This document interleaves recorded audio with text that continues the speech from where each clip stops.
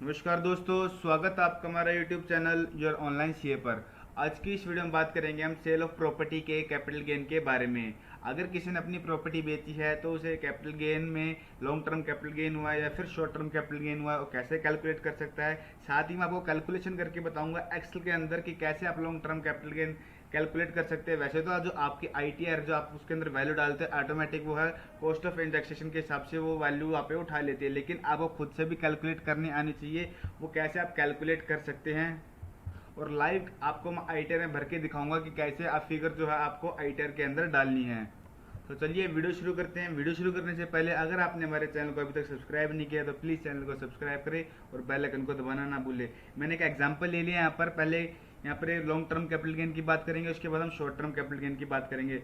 For example मैंने example ले लिया कि मैंने सेल करी है कोई प्रॉपर्टी, वो मैंने 50 लाख रुपए की सेल करी है फाइनेंशियल 22-23 के अंदर यहाँ पे सेल की है। वो मैंने परचेज कितने की थी, 25 लाख की परचेज की थी, फाइनेंशियल 12-13 में परचेज की थी। अब कॉस्ट ऑफ इंप्रूवमेंट मैंने उस पर 50,000 रुपये लगाए थे, उसके अंदर 12-13 के अंदर ही मैंने फाइनेंशियल 12-13 में कॉस्ट ऑफ इंप्रूवमेंट मैंने इसकी 50,000 की थी। ये एक एग्जांपल के थ्रू बता रहा हूँ। जो भी आपकी कॉस्ट होगी सेल परचेज वो आप अपनी वैल्यू पे पुट कर दिए, कैलकुलेट अपने आप होके वहाँ पे आ जाएगा।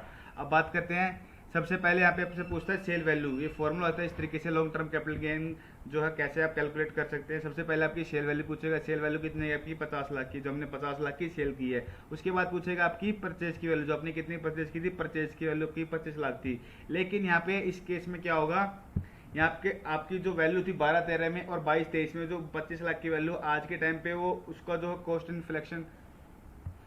इन्फ्लेशन अलग अलग हो, दोनों का जो बेस सेम करना पड़ेगा। यानी कि हमें इसकी वैल्यू निकालनी पड़ेगी आज की डेट में इसकी वैल्यू कितनी है। तो इसकी वैल्यू निकालने के लिए हमें पहले चेक करना पड़ेगा जो 12-13 के अंदर जो रेट था वो क्या रेट था। आप नॉर्मली गूगल पे हम सर्च कर सकते हैं, सीआई इंडेक्स लिखेंगे, आपके पास इस तरीके से चार्ट आ जाएगा। आपको चार्ट में चेक करनी कि 12-13 में हमारी वैल्यू कितनी, 200 रुपये की यहाँ पे वैल्यू थी इसकी। अब वो बाकी जो 22-23 में अब कितनी की है, 331 की है। तो इस तरीके से मैंने क्या करा यहाँ पर, जो मेरी 25 लाख की वैल्यू थी पहले 200 से मैं डिवाइड कर दूंगा, फिर बाद में 331 उसको मैं यहाँ पे मल्टीप्लाई कर दूंगा, तो वैल्यू आ जाएगी मेरी जो 41,37,500 की वैल्यू है किस साल में, 22-23 में उसकी वैल्यू है। यानी कि मैंने सेल कितनी कर दी, 50,000 की, और उसकी वैल्यू कितनी, जो 25 लाख की वैल्यू थी 12-13 में, आज उसकी वैल्यू कितनी है, 41,37,500 की यहाँ पे वैल्यू है। इसी तरीके से तो मैंने कॉस्ट ऑफ इंप्रूवमेंट किया, मैंने 12-13 में कितने किया, 50,000 का कॉस्ट ऑफ इंप्रूवमेंट किया।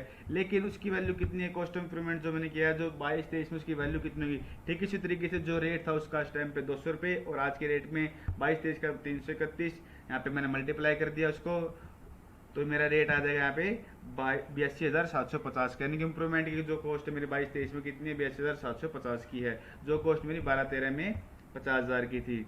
और यहाँ पे आपने कोई एक्सपेंडिचर किया है, कनेक्शन वो ट्रांसफर करते हैं प्रॉपर्टी को, तो यहाँ पे एक्सपेंडिचर यहाँ पे डाल दीजिए। यहाँ पे फिलहाल इस केस में मैंने 0 डाल दिया है। तो जो आपकी net long term capital gain आएगा वो कितना आएगा, आपको सेल वैल्यू में से अपनी ये परचेज की वैल्यू हटा देंगे, यहाँ से जो कॉस्ट ऑफ इंप्रूवमेंट किया है आपने और जो एक्सपेंडिचर किया है वो सारे माइनस करने के बाद जो आपके पास लॉन्ग टर्म कैपिटल गेन आ जाएगी। लॉन्ग टर्म आपके पास कैपिटल गेन आ चुके हैं, सारे से माइनस कर दिए, ये लॉन्ग टर्म कैपिटल गेन आ जाएगा।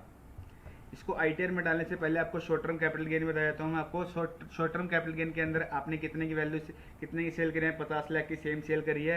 अब मैं बात करता हूँ जो हमने खरीदी थी 21-22 में खरीदी थी, जो इसका पीरियड होता है कि अगर आप 24 मंथ से ज़्यादा आप होल्ड कर रहे हैं किसी प्रॉपर्टी को, तो उस केस में क्या आपका लॉन्ग टर्म कैपिटल गेन होता है। अगर 24 मंथ से कम है तो आपका उस केस में शॉर्ट टर्म कैपिटल गेन हो जाएगा। अब मैंने सपोज मैंने 21-22 में मैंने 25 लाख की यहाँ पे किए थे पे और 50,000 के कॉस्ट इंप्रूवमेंट किए। अब मेरे को जो शॉर्ट टर्म कैपिटल गेन हो कितना होगा, यहाँ पे कॉस्ट ऑफ इंडेक्सेशन नहीं लगेगा यहाँ पे, क्योंकि ये शॉर्ट टर्म कैपिटल गेन है, ये 24 मंथ से कम की होल्ड की प्रॉपर्टी, तो इस केस में कॉस्ट ऑफ इंडेक्सेशन यहाँ पे नहीं लगेगा।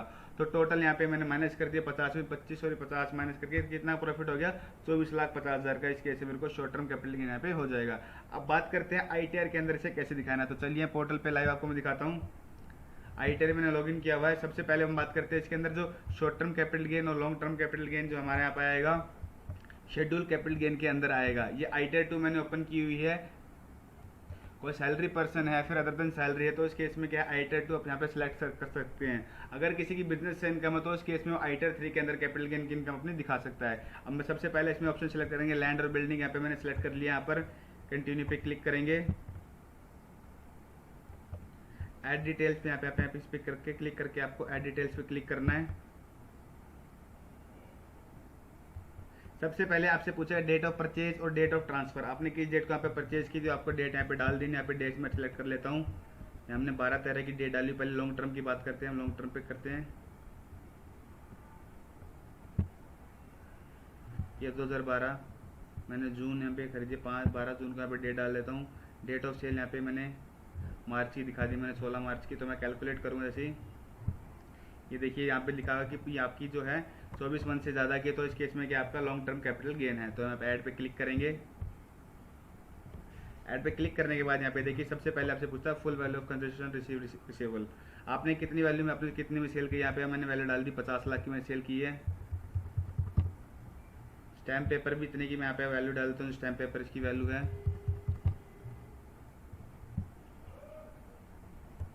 फिर आपसे पूछता है यहाँ पर देखिए कॉस्ट ऑफ एक्विजिशन, यहाँ पे आप जो आपको परचेज की वैल्यू डालनी है, यहाँ पे जो मैंने कैलकुलेट करके दिखाया था आपको अलग से, इस तरीके से आपको कॉस्ट ऑफ एक्विजिशन नहीं डालनी है। वो सिस्टम जो अपने ऑटोमेटिक यहाँ पे कैलकुलेट कर लेता है। जो अपनी परचेज की वैल्यू थी आपको यहाँ पे वैल्यू डाल देनी है। मैंने 25 लाख डाल दी है। देखिए ऑटोमेटिक इसने cost of acquisition with indexation यहाँ पे उठा लिया 41,37,500, जो यहाँ पे मैंने अलग से आपको यहाँ पे कैलकुलेट करके दिखाया था। तो यानी 41,37,500 की वैल्यू है इसकी 22-23 के अंदर। अब यहाँ पे कॉस्ट ऑफ इंप्रूवमेंट यहाँ पे ऐड करते हैं, आपने कोई खर्चा किया है, जैसे मैं डाल देता हूँ 50,000 रुपये मैंने यहाँ पे खर्चा किया प्रॉपर्टी पे, 12-13 के अंदर यहाँ पे खर्चा किया। जिस भी साल में आपने खर्चा किया वहाँ पे सेलेक्ट कर लीजिएगा। 82,750 की यहाँ पे भी मैंने सेम उसी तरीके से वैल्यू आई हुई है। उसके बाद आपके पास ऑप्शन आता है एक्सपेंडिचर, आपने कोई ऑप्शन यहाँ पे एक्सपेंडिचर की है तो वहाँ पे एक्सपेंडिचर यहाँ पे डाल दीजिएगा। फिर सिंपल नीचे आपके पास फिर डिडक्शन आती है। डिडक्शन ये किस केस में है, 54, यानी कि फॉर एग्जांपल आपने कोई रेजिडेंशियल प्रॉपर्टी थी वो आपने सेल करी, और जैसे फॉर आपने 50 की यहाँ पे खरीदी है कोई प्रॉपर्टी और आपने 50 की बेची है, फिर जो भी डिफरेंस अमाउंट है, या आप चाहते हैं कि आपको लॉन्ग टर्म कैपिटल गेन यहाँ पे ना देना पड़े, तो आपने अगली प्रॉपर्टी में इन्वेस्ट किया है उसकी डिटेल यहाँ पे डाल सकते हो। उस केस में क्या होगा, आपको लॉन्ग टर्म कैपिटल वहाँ पे देना नहीं पड़ेगा।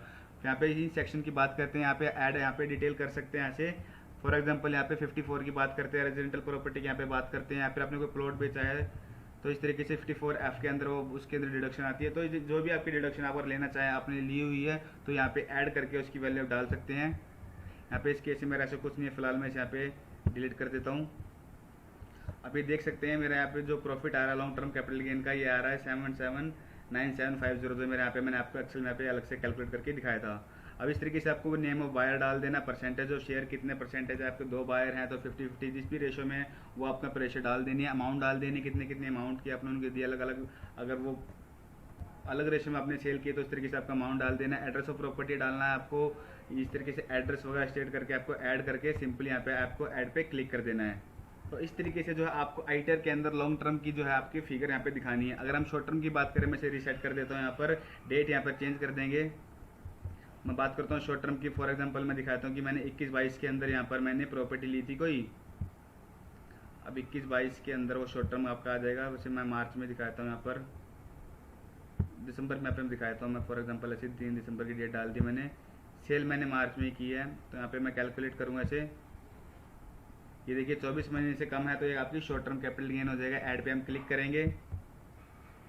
अब सिंपल आपको कितने आपने सेल किए, सेल की वैल्यू आपको डालनी है। यहाँ पर मैंने 50 लाख की यहाँ पे सेल की थी, यहाँ पर स्टैम्प ड्यूटी पे कितनी वैल्यू इसकी, सेम मैंने उतनी वैल्यू डाल दी। यहाँ पर स्टैम्प ड्यूटी की मेरी सेम वैल्यू यहाँ पर ये 5 लाख की यहाँ पे दिखा दिया मैंने 50 लाख की जगह पर। फिर आपने कॉस्ट ऑफ एक्विजिशन यहाँ पे देखिए विदाउट इंडेक्सेशन आपने कितनी खरीदी थी। फॉर एग्जांपल मैं डाल देता हूँ, मैंने 4 लाख की खरीदी थी, मैंने 4 लाख की खरीदी थी। कॉस्ट इंप्रूवमेंट मेरा कुछ नहीं था, मेरे इस केस में 0 था, एक्सपेंडिचर भी 0 था। तो इस केस में मेरा जो शॉर्ट टर्म कैपिटल गेन आ जाएगा वो कितना आ जाएगा, 1 लाख का मेरा शॉर्ट टर्म कैपिटल यहाँ पे गेन यहाँ पे आ चुका है। ठीक है, इसी तरीके से आपको डिटेल यहाँ पे डालनी है, बायर की डिटेल यहाँ पे आपको डालने की, फिल करके इसे ऐड कर देना और यहाँ पे नीचे आके इसे यहाँ पे इसे ऐड पे क्लिक कर देना, तो आपकी प्रॉपर्टी यहाँ पे ऐड हो जाएगी। तो इस तरीके से आपने सीखा कि एक्सेल में खुद से आपको कैलकुलेट करनी आनी चाहिए। आईटीआर के ऊपर आपको भरोसा नहीं, उसमें नहीं रहना निर्भर कि आप उससे चेक करेंगे, बल्कि आपको खुद से कैलकुलेट करना आना चाहिए कि कैसे कॉस्ट ऑफ इंडेक्सेशन से खुद से निकाल सकते हो उस टाइम पे क्या वैल्यू थी। तो मैंने आपको बता दिया, चार्ट पे आप जा सकते हैं, CI करके गूगल पे लिखेंगे तो आपको चार्ट के रेट वहाँ पे आ जाएंगे। उस तरीके से जो आपकी वैल्यू होगी उस फाइनेंशियल ईयर की, उसको आपको डिवाइड करना और आज के फाइनेंशियल ईयर की वैल्यू से जिस भी साल में आपने बेचा उससे आपको मल्टीप्लाई कर देना है उस वैल्यू को, परचेज की वैल्यू को, तो आपकी वैल्यू निकल जाएगी आज के रेट के हिसाब से।